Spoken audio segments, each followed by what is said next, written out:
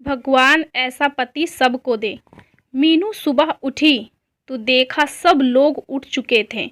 मीनू की सास ने कहा, बहू थोड़ा जल्दी उठा करो, शादी हुए 2 महीना हो चुका है, सारी रस्में खत्म हो गई हैं, अब घर गृहस्थी संभालने की बारी है और किचन भी।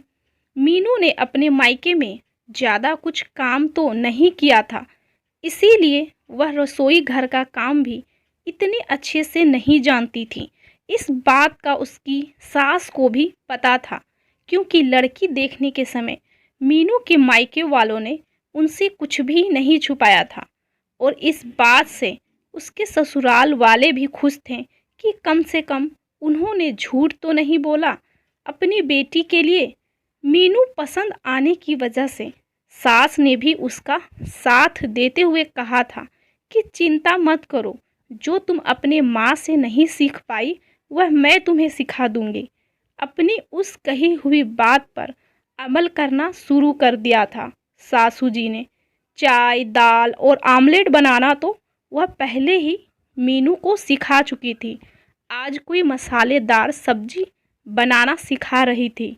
सास ने मीनू को लाल मिर्च सिलबट्टे में पीसने को दी, क्योंकि वह खुद भी कई सालों से इसी तरह मसाले पीसा करती थी।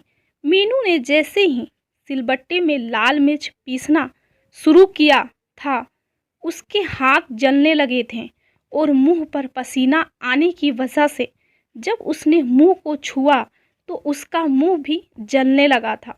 वह जलन की वजह से वह चीख रही थी। तब सबका ध्यान उसकी तरफ गया। पहले कभी मिर्ची नहीं कूटी थी क्या?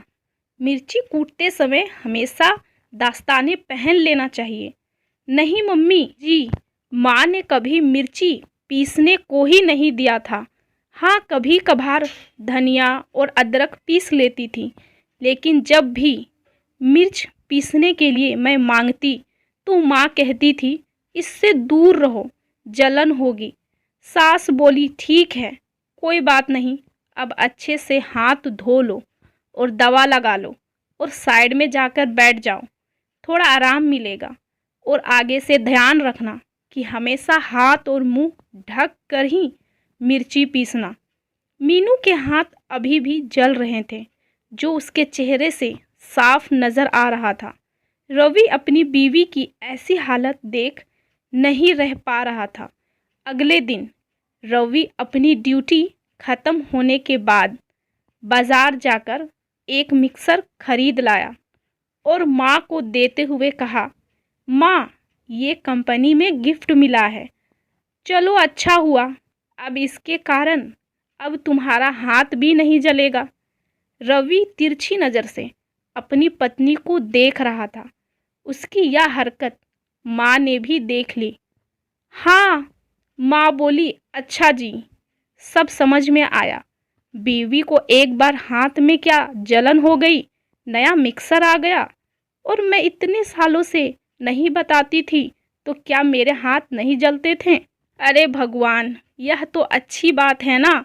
मिक्सर नया घर में आया है तो सिर्फ तुम्हारी बहू थोड़ी इस्तेमाल करेगी, इसका फ़ायदा तो तुम्हें भी होगा ना। पिताजी ने बात को संभालने के लिए बीच में ही अपनी बीवी को चिढ़ाते हुए कहा, इसीलिए कहता हूँ माँ, अपनी तकलीफ़ बताया करो। आप ही सोचो, अगर मीनू ने अपनी जलन छुपाई होती और किसी को पता नहीं चलने दिया होता तो क्या आज मैं इस घर में मिक्सर ला पाता?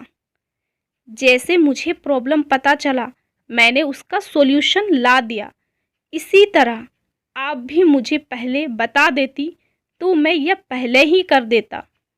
यह बात सच है कि मीनू मेरी पत्नी है, लेकिन यह बात भी सच है कि मैं आपका बेटा हूँ और मीनू से पहले आप मेरे लिए ज़्यादा इम्पोर्टेंट है।